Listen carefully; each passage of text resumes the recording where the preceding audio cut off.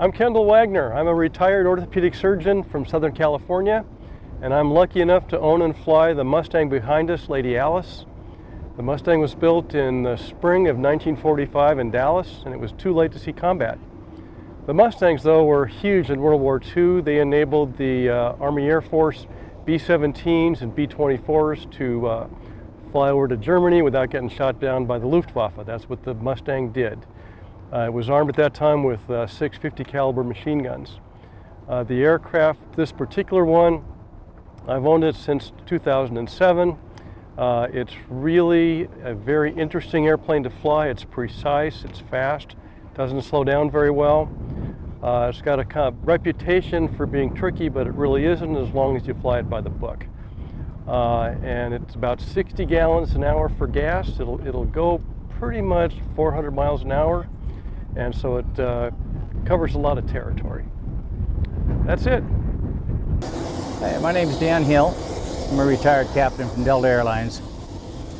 And I have a proud owner of the T28 Trojan, made by North American back in the late 40s. Actually came out just after the war, became the primary trainer for the United States Navy, Marine Corps, and Air Force.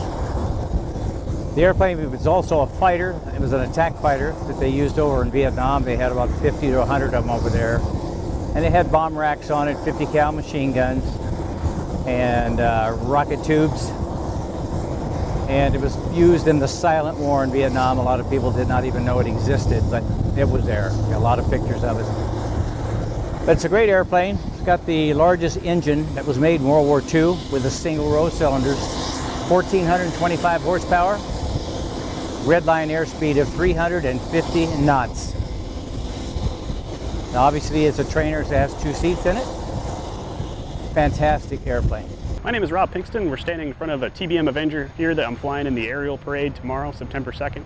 The TBM Avenger was built by Grumman. This one in particular was built in 1943, and it served as a torpedo bomber in the Pacific in World War II. A very important airplane, naval airplane, flew off carriers, landing on carriers, and dropping torpedoes on all sorts of ships. Could carry one giant torpedo in the bomb bay that's currently closed, and then could carry more munitions on the wings, and also had, I believe, 5 different guns in the wings and then in the turret. Very special airplane, and happy to be here. Hi, my name is Sid Jones, and I'm lucky enough to be the pilot of this beautiful B-25 Mitchel bomber made by North American Aviation. You know, this plane was famous all through World War II as it participated in all the theaters, but it's most famous for the famous Doolittle raid, the first retaliatory attack against the Japanese homeland in World War II. So though they fought all over in North Africa and in Europe and in the Pacific, they're most known for their Pacific activities. And these bombers started off as kind of a lightly armed medium bomber. By the end of World War II, it was the most heavily armed bomber or aircraft in the whole Allied inventory. It's an amazing airplane to fly. We're privileged to be here flying it today. So, I'm Bill Clark out of Ann Arbor, Michigan. I'm one of the pilots for John O'Connor's PBY, the aircraft sitting behind us. The PBY was a Catalina. It was mostly used as a patrol bomber. It has very long legs, meaning it can stay in the sky for up to 20 hours at a time. So it went out in search of submarines and convoy protection. There was a famous squadron known as the Black Cats out in the South Pacific. They came out and sunk a lot of submarines using radar, which was new in those days, and searchlights. Catalinas played pivotal roles in many battles.